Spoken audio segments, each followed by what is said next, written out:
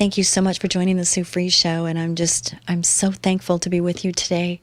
I'm in an interesting place today because I spent yesterday with my two oldest granddaughters. I have 4 grandkids, and my 2 oldest, I took them to Disneyland, and I was so excited to take them. We've been like planning this for a while now, where I went to Florida and went to Epcot and bought some things there for this day. And it took a while to get here because I just felt like, when is your earliest recollection of anything in your life? Just think about it. What's your earliest remembrance or memory that you have?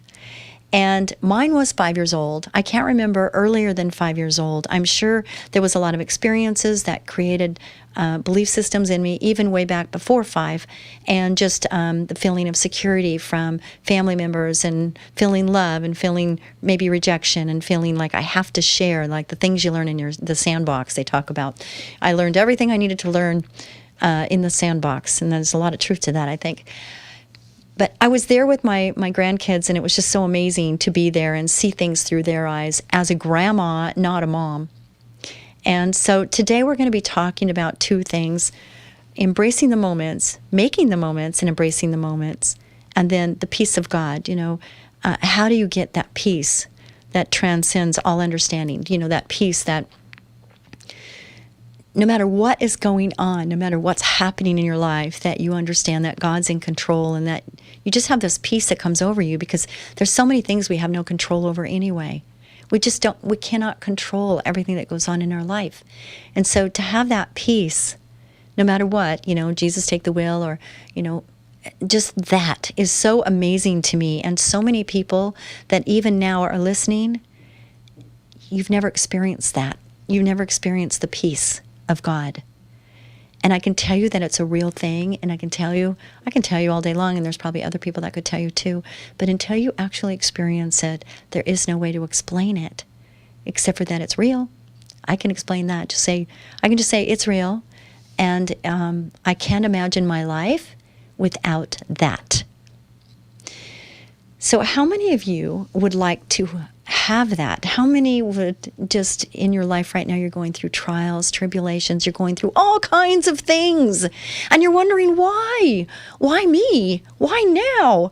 Seriously, right? You're wondering what? What is this? And then you're going, okay, what can I do something about? How do I fix this? What can I do? What can I do? And people can get so anxious and worked up, and it doesn't solve anything. It doesn't help anything. It's just so ramped up, and it doesn't help, doesn't fix it.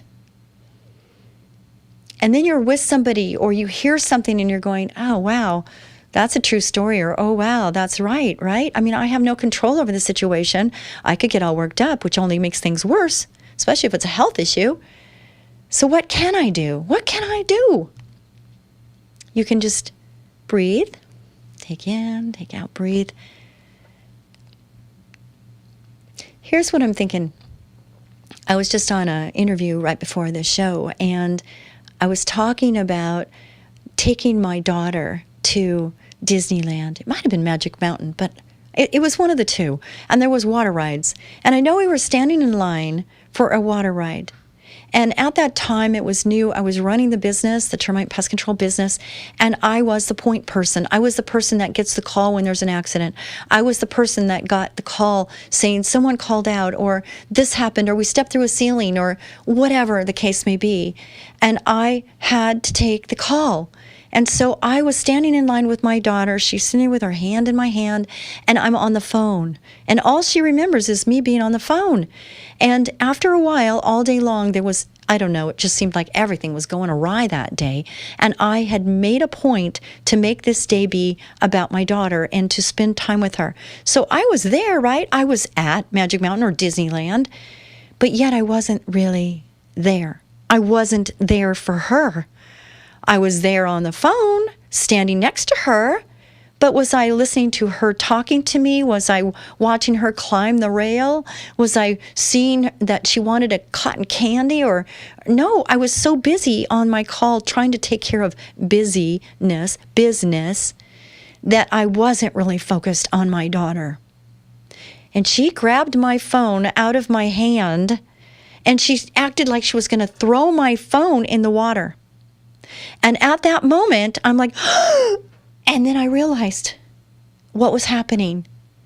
My daughter was so mad about the phone and about me not really being there for my girl, my one and only, my sweetheart of a little girl who deserved my just all of my attention, all my presence. It would have been my gift to her. But instead, I'm handling business. I'm handling fires that I need to put out. How many parents out there can you relate to what I'm saying right now? Just, there's so much to do. I can remember being at home even, and I'm doing laundry, and I'm doing this, and I'm doing that, and the kids are maybe playing, and I'm missing it. I'm missing it because I'm too busy. I'm too busy being busy.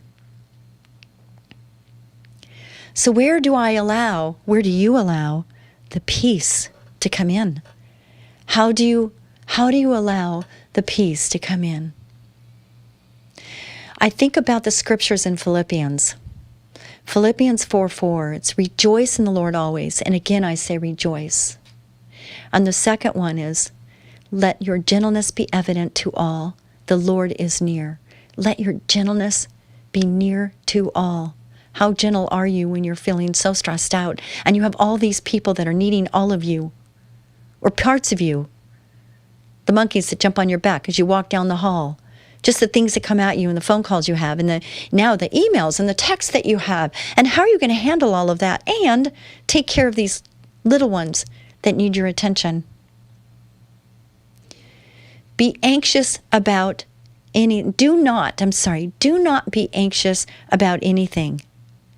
That's what God tells you to do. That's a hard one, isn't it? It's a really hard one.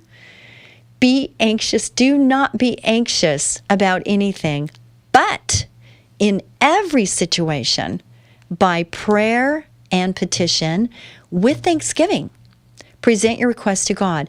He's giving you the tools you need in order to get through this. He's saying, don't be anxious. Don't be anxious. It's not going to do any good anyway. Don't be anxious about anything. But in every situation, everything that comes your way, by prayer and petition, meaning take a step back and pray, and then with thanksgiving, even in circumstances, even when things are so tough, you're wondering how you're going to pull yourself out of this one. How are you going to pull yourself out of this one? Give thanks, even in your circumstances. It's great to give thanks when everything is hunky-dory and rainbows and balloons, but how about when things are tough? To give thanks then? Yes. And then what does he say? Present your request to him. But he's all-knowing. He knows everything. He knows every word before it's spoken. He knows every hair on your head when you're in your mother's womb. So why in the world do you have to request? He should already know what your request is. He does know what your request is, but he wants to hear you ask it. He wants to hear you pray for it, because then he knows it's important to you. He knows what you need. He built you. He created you. Pretty amazing, huh? But we're freedom of choice. He gives us freedom of choice to choose him, to choose to pray, to choose to be anxious, to choose to be thankful, to pray. Pray. And then what does he say next? Is when you do those things, when you do what I just said, what he says in the Word, he's telling you what to do, how to do it. And this is what he said will happen next. Are you ready? And the peace of God, which transcends all understanding, more than you could ever understand, transcends all understanding, and he'll guard our heart. He'll guard our heart and our mind in Christ Jesus.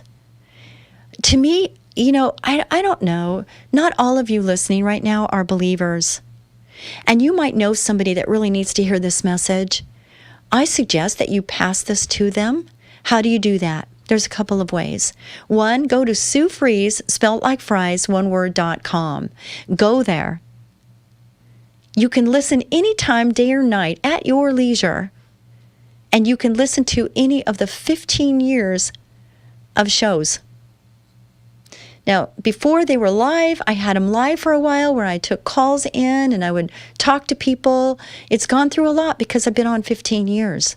But I would drive in every Saturday to this studio and I would be live on the station for 1 hour. I had somebody that would screen my calls and they would come to me and then I would answer questions and maybe pray. Whatever was needed at that moment, that's what we did.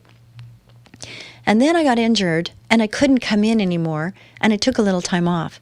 And I was wondering at that time is maybe God didn't really want me to do this anymore. Maybe he didn't want me to be on the radio. And then KKLA, Salem Communications, called me up and said, when are you coming back? And I had a broken leg, shattered in a million pieces, had a metal plate, 10 pins in my leg, and I had to learn how to walk all over again. Luckily, I was in a position with those two surgeons that they put me back well enough to where I could walk again. I didn't know for sure what I was going to be able to do and not do. I love to water ski. I love to dance competitively and for fun. I love to walk. I don't really enjoy running. I like to water ski. Everything I did was really so much with my legs that I didn't know if I was going to be able to do all those things again. But I wanted to walk. I didn't want to be in a wheelchair. I wanted to walk. And so I prayed for the Lord to heal me. I prayed for me to get better every day. I prayed to have wisdom and discernment with the surgeons in my leg when they were going in there to take care of it. And that time forward, I just wanted his spirit and his mind and his heart. I want to see eyes to see and ears to hear and words to speak healing over my body. And that's exactly what I did. I did that every day. This might be helpful for one of you. If you feel like you're struggling or you're not healthy or you're going through some things, is that you say what you want. You believe in what you're saying and you say it. Your subconscious needs to hear you talk. And what you say is so important to what happens in your body. So understand, you speak healing over your body. Speak healing. Speak peace over your body. It's amazing what will happen. So you can go to Sue Fries, spelled like fries, one word.com. You can listen when we're on air. You can go on YouTube or Facebook. I go Facebook Live and YouTube Live on Tuesdays around noon. I'm sometimes not always right on time, and that's because I have an interview before, and sometimes it goes longer, or I start a little late, or something. So just know that it's around 12 o'clock on Tuesdays, Pacific Standard Time, so that you know, like if you're in London or you're in some other, Canada or wherever you are, that you can listen when you want by watching or listening there. And I hope you do. And I'm excited about that. Getting back to these scriptures, there's more. It says, finally, brothers and sisters, whatever is true, whatever is noble, whatever is right, whatever is pure, whatever is lovely, whatever is admirable, if anything is excellent or praiseworthy, think about such things. So now he's telling you what to think about. He's telling you what to think about, because he doesn't want us to get caught up in the negativity of the world. The Lord wants us to stay focused on what's important. And this helps us with our peace of God that transcends all understanding, is by focusing and thinking about these things and giving thanks to these things. Whatever you have learned or received or heard from me, meaning the Lord, or seen in me, meaning the Lord, put it into practice. And the God of peace will be with you. How many of you want the God of peace with you? I want that. I want that. And you know what? What does that mean to you? Think about that. I visited a person. His name is Dean Sharp. And you might know him as the House Whisperer. And I met him because I'm interested in what he does and what he's doing and how he's helping homeowners. And in going to his place, he has his backyard set up so beautifully to where there's water running through. It's like a stream. It's just, it's moving water, and the sound of that is just so peaceful to me. And then he's got a fire, And that's peaceful to me. It brings back childhood memories of roasting marshmallows. And then he's got trees and beautiful flowers everywhere. It's not a big area, but it's beautifully designed. He's got feeders for all kinds of different birds. He's got his little studio in the back of there, and it's all glass. So when you're in the studio doing your radio show, you see all nature outside. You see God in action. God created nature. God created the flowers. God created the water. God created everything. And to be in that environment when you're talking, it just puts you in this peace state. And I was so in awe of how that felt that I want to go back. And I want to create it in my living area. I want to have that type of feeling where I am, just that sense of peace. And that brings up another point for me, which is we're having this huge community garage sale where I live. And community garage sale, usually the community, it's gated, and they charge like $25 to have a garage sale so they can keep track of how many garage sales there are. Why? I don't know. Anyway, so this weekend, they're having one for the community. You don't have to pay a fee. So everybody kind of waits for this time. And then they open up their garage and they're just like, okay, let's get rid of. And it's a great time to purge and to get things that are just busy out of your area so that you can have more space and less noise. And I'm looking forward to this, but I need the time to actually go through things and figure out what I want to get rid of. I know I have a lot because, when you live in your house for a very long time, it just seems to gather. Same with my office. I want to go through my office and I want to just purge. And I think that also is a way of cleaning out, cleansing, and helping you have peace. They say that when you have a lot of books or a lot of things behind you, that it's kind of yelling at you from behind. And I'm like, I can see how that could be true. I'm thinking it's wisdom behind me. And that's the way I look at it. I've got a lot of books that are really good. And some I've read, some I haven't, some I want to. I probably got 5 books stacked up on my nightstand. I'll get to them. Yes, and I glance through a lot of the times just because there's a lot of books to read and a lot of information. And the most important one is what? For me, the Bible. I want to read the Bible. I want to have His Word in my mind all the time because I think it helps us. And I'm hoping that this has been helpful for you. I'm hoping that it brings clarity to what it is important to you. Now, I have people that have health issues. I've got people that are going through buying a house. My daughter, they're right now looking at buying a house. It's their first time buy, and they have 4 kids. And yesterday we were where we were, and they made their first offer, and it's so exciting. It's so exciting, and it might not be the one that God wants for them. And either way, it's a learning curve. And my daughter says, yeah, I'm getting road rash because as you learn, there is road rash. I think it's funny to think of it like that. Is it painful? It can be. It can be painful knowing what to say, what not to say, to understand the process in buying a house, like the realtors and, what is in it for them and what are they doing for us and what do we need to do next and what's the time element of this and all of those things that go into that. And how many times do we have new experiences that we're going through and we don't know all the details? Lots of times. And watching my grandkids, getting back to my grandkids, watching them standing in line and not taking cuts. They wanted to take cuts so much because they wanted to get to the ride. They're so excited they want to take the ride. Everybody, get out of my way. I feel like that on the freeway sometimes. Get out of my way. Don't you have someplace to go? Why aren't you there already? Anyway, so they're in line and they kept taking cuts. And the people were nice because they know they're little and they don't understand anymore. If I did that, that would be a different story, right? My daughter one time thought it was the end of the line and she went under a chain just to save time and come to find out she was taking cuts and she didn't even realize it. And the people, when I caught up with them, I had to stop and get a bottle of water. And so when I got there, I said, hey, do you mind if I cut in line? My daughter's up there. And they said, well, yeah, we know because she cut in line. And I went up to my daughter. She's going to be mad that I'm bringing this up. But anyway, nothing sacred, I guess. But anyway, she goes, I go, Tiana, you took cuts in front of those people. She goes, what? I did not. She goes, yeah. I go, yeah, you did. And they just made a comment about it. And then I felt bad because I was taking cuts.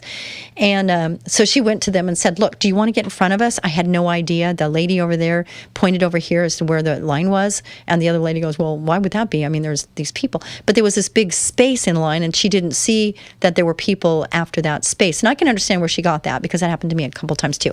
Anyway, giving her grace and giving us grace, she did ask them if they wanted to move forward. They said, fine, no problem, don't worry about it. And so everything was fine. We moved forward. And then, you know, the metal thing that goes around where they're counting you when you go through, and it has 3 or 4 prongs on it, not prongs, but the bars that come out. Well, my little one, she's at, you know, like my thigh area. She's short, but she's just tall enough to where her head is above where that thing rotates. And so the first time she went through, and I was holding the back one to have it move, and she just kept moving forward. And she goes, oh, and she gets to the other side, and she looks at me with this cutest little smile, like, look what I did, right? It's funny how these little things that we take for granted, you know, all these things we're learning as we go. And us as adults, don't you realize that we're learning every day? And sometimes it's so simple that we just don't even realize we're learning it, but we're learning every day. And so then the next one, she went, and I wasn't paying attention, and my daughter was kind of paying attention, but she got hit somewhere, either the back of the head or in front or something, and she started crying, and I'm like, what happened? You know, and she learned a lesson there too, road rash. And then the next time she did it again, and she did it by herself, and she knew exactly what to expect, so therefore she knew how to combat that a little bit, and she took matters into her own hands to get through that. Now, why I'm saying that is, you know, why are we talking about this, right? I mean, what's the importance of it? But sometimes every journey, everything we go through is as simple as that, is that it's experiential. We go through these experiences and we learn.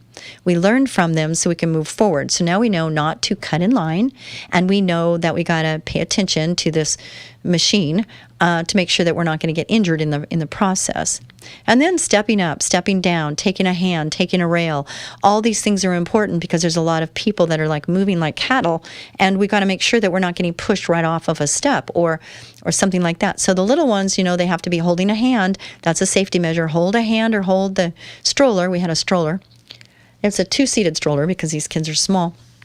And that was a whole nother thing. I didn't know how to take it apart. I didn't know how to put it together, and we had to get on a tram, and it's really fast. And my daughter, man, she's just jamming. She's jamming because she knows how to do this thing. And I totally did not know how to take care of that stroller, so I took care of the bags, took care of the kids, and she dismantled this stroller fast. I mean, she's a pro at it, and you get to be a pro when you've got little ones and you've got to do this. And isn't that true in life? Is that as you do things repetitively, it becomes so second nature that you don't even think about it anymore. Peace of God is what we were talking about, and I will be back with part 1, part 2 after this brief break. I want you guys to just think about where you are in your peace. Are you where you want to be? Give it a number from 1 to 10. And where are you? And we will be back with more of the Sue Fries right after this brief break.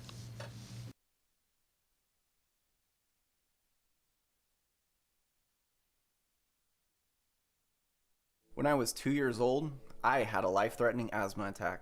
And as a mom, I was worried. It was a big reason for pioneering our eco-friendly pest and termite treatments. With our dynamic selection of non-chemical and alternative treatments, we achieve effective results that fit the concerns for the health of your families, children, pets, and the environment. From San Diego to San Luis Obispo, when you have a pest problem, call today. Ecola. Powerful termite and pest control. As gentle as a butterfly.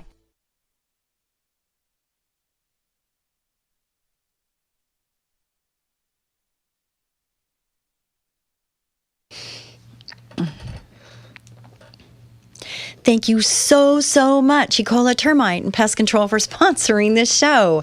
You've been sponsoring it for 15 years. If you'd like to sponsor the show, we would love to talk to you. Why? Because we want to give you the opportunity to check it out.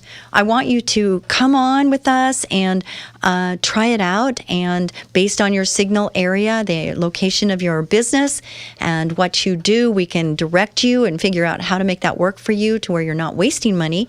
And coming on with the Sue Fries Free show is less expensive. You can try it out here, and then when it works for you, which I think it will, and when it works for you, then what's going to happen is I will be able to guide you to somebody that can help you move it in and move it further and get more calls. You know, as a business owner, you do need to do anything and everything you can do to bring more attention or more knowledge to the people that you're there and that you're there to serve them. And this is a great way to do it. I've been doing it a long time. Advertising on radio is a great form, and advertising on TV, and obviously the internet, of course, social media, you know, all those things. They're all important because we want to get the word out. We want to make sure that people understand and know that we are here to take care of them, and that's how we do it. So, with that being said, if you know somebody that would like to start a career and come work with us, we would love that. We have 7 offices. We cover from San Diego to San Luis Obispo. We've been in business since 1983. I've owned the company for 25 years, and we are a top 100 company. I know, it's amazing. I'm just amazed at the fact that we're top 100, not in California, we're top 100 in North America. So how about that? And how we got that, how we got there was by perseverance, just being faithful, being a good steward, getting the right people in with us and our team working together.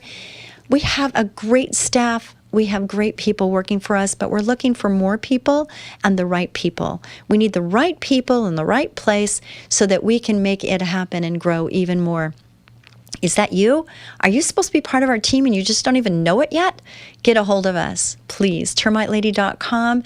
Connect with us there, and we'll be able to talk to you there. Have a clean driving record, and be athletic, and have a great attitude. The rest we can help you with. You will have to get licensed and certified in our industry, and we'll help you do that.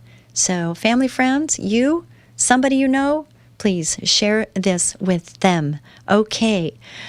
All righty, Cola. There you go. So on part 1, we were talking about the peace of God, the peace of God. It's very important, and having the God of peace in you and with you can give you comfort when times are tough. And I have to tell you, there's so many unknowns right now.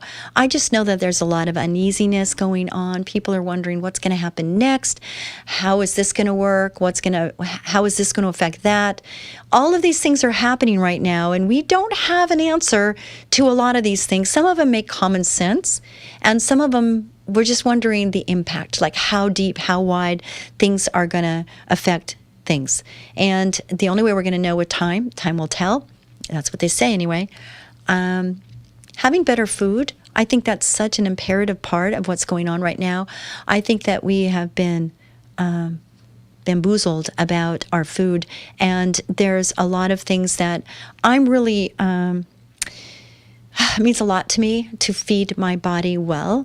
I expect a lot out of my temple, my body, and so to have it fed, nourished with the best of the best is the best.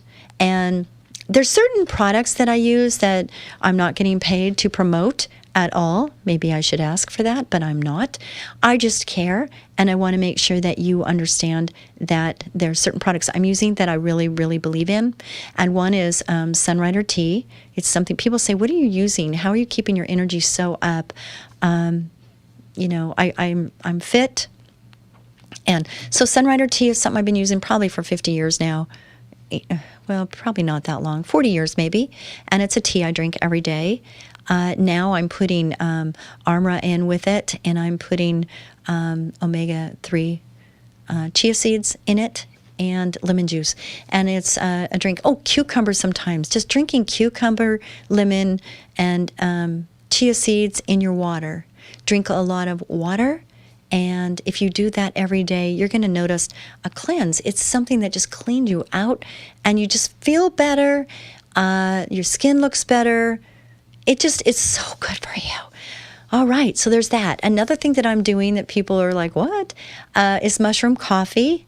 I loved coffee before, and I used that coffee made creamer, which is not good for you.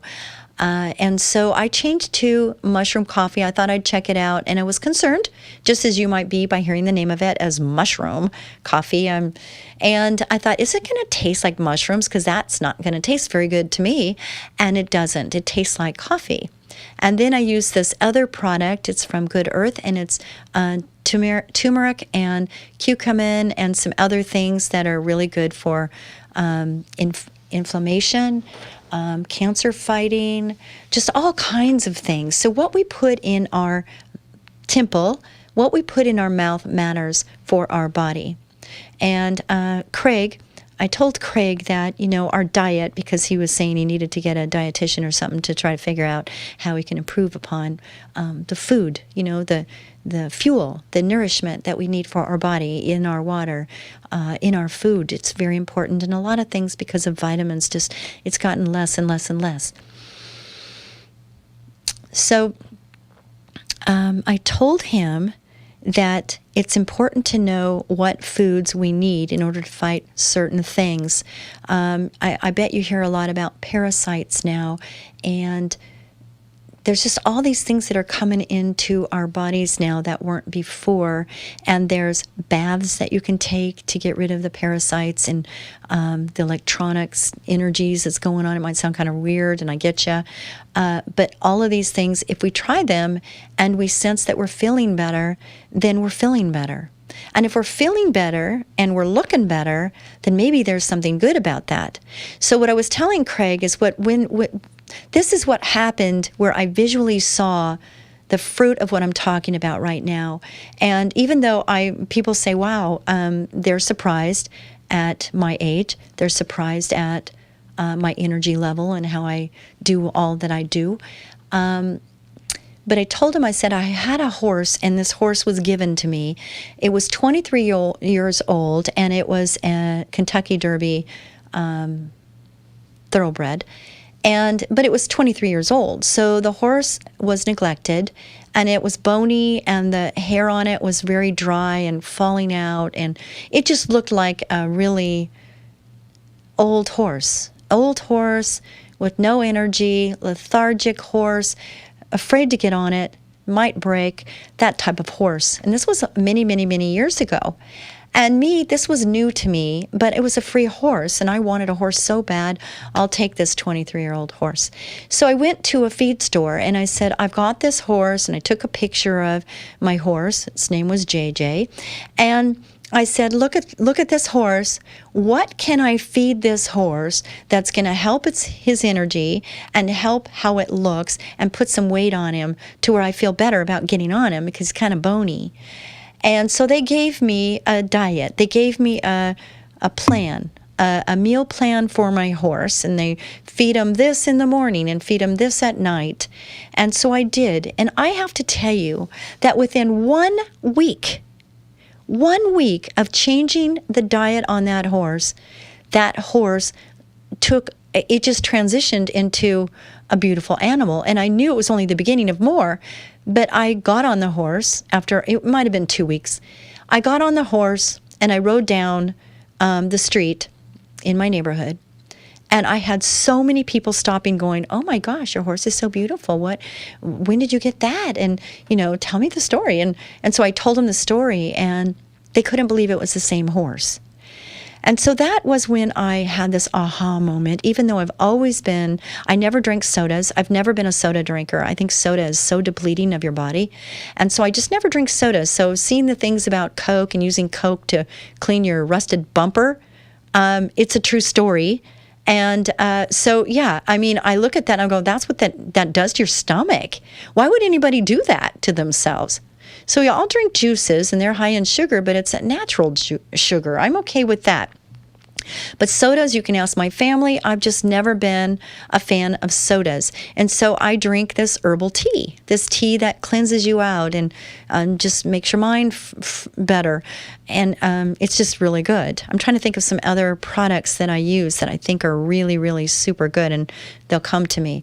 But the Sunrider, the Armra, and the mushroom coffee. Those are the three things now that I'm really into. And then the water. I drink water. When I go to the restaurant, not only am I being a good steward and I'm not paying a lot of money for the drinks, I'm drinking water with lemon. And it's a cleanse, and it's better for me anyway. So saves money and is better for you. That's a good combination, don't you think? I do. So,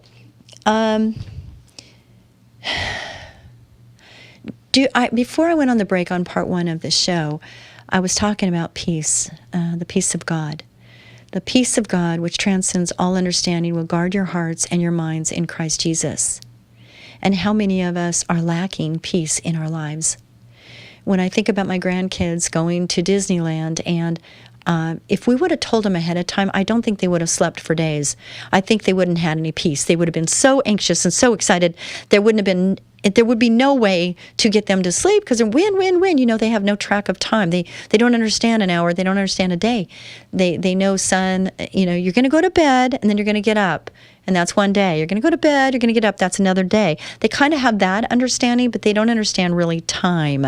So we didn't tell them until the morning of, and that was yesterday. And it was 5:30 in the morning. We woke them up out of a dead sleep and got them dressed in their little clothes, their little cute little outfits. And then we got them in the car seat, and I let it slip. I asked my daughter something about the bubble machine that I got my granddaughter. That is so cute. It's Ariel, and it blows bubbles. It was so cute. Anyway, I've been holding on to that for a very long time. And I said, oh, should I give it to her at Disney? And I just said that, and my daughter looks at me like, Mom, and I'm like, oh, are we going to do it at the parking lot? Are we going to do it? I tried to, and then my little Montana, the 5-year-old, she goes, oh, Disneyland, you know, was like so excited. And then that was the beginning of excitement, and it went. And then I told them both to take a nap while we're driving, because it took an hour to get there. So go to sleep, and when you wake up, we'll be there. And so they did. They followed my instruction, and they actually fell asleep. They looked so cute in their little seats and falling asleep, and they woke up, and then they were all rested. I wished I could have had a nap, but I was driving.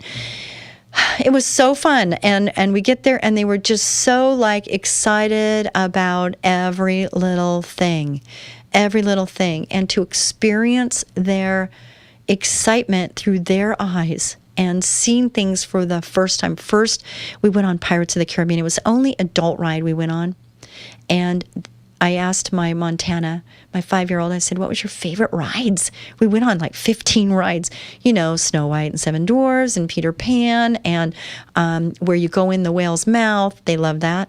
A little boat ride in the water. And then we did the train ride, and Dumbo with spinning around in circles with the little ball going up and down. So fun. And the last time I did that was with my kids, who are now in their 40s. And I was there, you know, a long, long time ago. And it was so neat to experience that again from my grandkids' eyes, and to see what was so exciting. And she wanted this lollipop, and I told her, you're gonna see a lot of things that you're gonna want, and so we're gonna go through the whole thing. And instead of you carrying anything, whatever you're gonna buy all the time, we're gonna do it on the way out. You know, that was good enough for her. And at 5, that delayed gratification is a big lesson for all of us, isn't it? Delayed gratification. My son had the hardest time with that one. He wanted it, and he wanted it now. And my Montana, she understood. And so when it was time to go, she was like, she had to keep reminding us, remember, you said we could have, you know, and she wanted a lollipop. She was so stuck on this lollipop from the very time going in. And on the way out, we gave her 3 options. And she chose not to get that lollipop that I thought for sure she wouldn't have changed her mind. But she did. And the reason is we gave her the option of the 1 lollipop, or a bundle of 4 lollipops where she could share them with her sister and her brother, and then one other thing. And she and her sister both chose the same thing, so we got out with 1 packet, and we got 4 suckers, and they were so happy with that. And how many lessons were learned in that? Lots of lessons. Delayed gratification, understanding that what you wanted going in and what you wanted coming out could be different. Isn't that amazing? Think about that for a second. That's pretty good. Yes, it is very good. We learned a lot of things. And what they loved the submarine first. That was their number 1 most important ride. And it was probably the 9th ride that we went on. And every ride we went on, they said that ride was their favorite until we got to the submarine ride. Then it stayed submarine. the whole rest of the time, which was fun to watch that. And the reason they loved it is because of Nemo, and they watched Nemo, so they were excited about that. And also, after that was Pirates of the Caribbean, but not for what you think. It was the only adult ride we went on, but because it had a roller coaster twice, the water that goes down twice, that was the first time they had felt that experience of roller coaster in the water like that and getting sprayed a little bit, that they loved that. So those were the two favorites. The other one was Dumbo, I think, was another one. And then the one where I think Peter Pan, where they steer, they have a steering wheel. Montana loved that because she really felt like she was steering inside that ride. So that was really big for her. Anyway, all those being said, what is the lesson in all of that? Be present in the present. Be present with your children. Be present with your spouse. Be present with your sisters and brothers. Be present with your employees when you can be. Why? Because you miss so much when you're not. And being present with God, be present with God is the same message. Be present with Him. And He wants you all the time. He wants to be present with you all the time. And He doesn't walk away from us. He doesn't stop thinking about us. He doesn't value us less. We move away from Him. We forget the excitement. We forget just how important that time with Him is. We are the ones that move away. It's not God moving away from us. It's us moving away from Him. Remember that when you're thinking about God of peace being with you, and that dive in, dig in, stay in, and you will see the fruit. You will feel the fruit of His Spirit in you. And being in His Word and learning His Word, such as Philippians 4:4, all the way through that. Those are memorized for me, at least partly. I need to memorize this whole thing because to me, this is so important here because it gives you what you want. He tells you to rejoice. The joy of the Lord be your strength. Rejoice in the Lord always. And again, I say rejoice. That's a song. And let your gentleness be evident to all because the Lord is near. Be gentle, let your gentleness be evident. Are there times in your life that you lose it? Are there times when you just feel like, and I know because I'm around people like that. And that's not gentle. It's not calm. It's not peace. It's anxious. It's frazzled. And it causes anxiety. It causes maybe even not thinking straight. Is that what we want? No. The peace of God, which transcends all understanding, will guard your heart and your mind in Christ Jesus. So striving or going towards the peace of God is how you're going to get that. And then, whatever is true, whatever is noble, whatever is right, whatever is pure, whatever is lovely, whatever is admirable, if anything is excellent or praiseworthy, think about such things. There's such a thing here. He's telling you what to do, how to do it, and then what you'll get for it. Not always in the Bible is it that clear, but in here it is, and I just think it's so amazing. So I'm going to read from Jesus Calling, Enjoying Peace in His Presence by Sarah Young. And this is the Lord speaking to you. Listen to me continually. I have much to communicate to you. So many people and situations in need of prayer. I'm training you to set your mind on me more and more, tuning out distractions through the help of my Spirit. Walk with me in holy trust, responding to my initiatives rather than trying to make things fit in your plans. I died to set you free, and that includes freedom from compulsive planning. When your mind spins with a multitude of thoughts, you cannot hear my voice. A mind preoccupied with planning pays homage to the idol of control. Turn from this idolatry back to me, listen to me, and live abundantly. And here are scriptures. So if the Son sets you free, you will be free indeed. And He does set you free. He does, if you let Him. Many are the plans in a man's heart, but it is the Lord's purpose that prevails. Make sure that you're in alignment when you have a plan. Make sure it's not just your plan, but it's in alignment with the Lord's plan. My sheep listen to my voice. I know them, and they follow me. So good. My sheep listen to my voice, and I know them, and they follow me. So, are you His sheep? Do you want to be His sheep? Where are you in that process? What do you want out of your life? Be clear. Be clear of what you want, as clear as these scriptures that I've read twice in the beginning of part 1 and part 2. Be clear on what it is you're longing for, what you want. And then there are scriptures that will tell you what to do, how to do it. And one thing he says is give thanks in all things. I know that when I am so worked up, that the thing that brings me down the most is, number one, to remember to breathe, to just breathe. Because where there's breath, there's hope. And I remember that when I breathe, there's hope. And I remind myself of that. And then the next thing is all the things that you're thankful for. If you got a notepad out and a pen or a pencil and you wrote down all the things, you would start, and I did this, and I got stuck at like 15. And then I wrote again for another 10, and then I got stuck again. And then I got stuck. But get 100 things that you're thankful for. And they could be so little, like taking a shower. I am so thankful to be able to take a shower. How about you? I know everybody else is thankful that we take showers too, I'm sure. Thankful that you can brush your teeth. Thankful that you get to eat and taste new things. Thankful that you have a pillow. Thankful that you've got a bed, a roof over your head, food on the table. Thankful that you have a dog. Thankful that you've got a cat. Thankful that you got, whatever you've got. Thankful that you can breathe. Thankful that you can think. Thankful that you can be thankful. Amazing, right? But it changes your life forever when you do this. I also just want to introduce 2 books to you real quick. Learning to Breathe is a book I wrote when I broke my leg, and I shattered my leg, and all I could do was lay there. All I could do was lay there. And when I laid there, there's this book, and it talks about my son and I. He had asthma, still does, but it's less. And I had to learn how to navigate him to make the triggers not trigger, or to get rid of the triggers. And then the other book is The Change. The Change is a book I wrote. We are going through changes every minute of every day, and it's really important that we think about change and how we address change. So if you want either of these, go to SueFries, spelled like fries, one word.com, and I'll be happy to send you a copy. And thank you so much for that. I'll autograph it for you if you want that. Don't need to, but if you want to. Listen, be a blessing to someone each and every day. Search for and have and get and long for peace. Peace in your life. What does that look like? How do you help have that happen? Pray.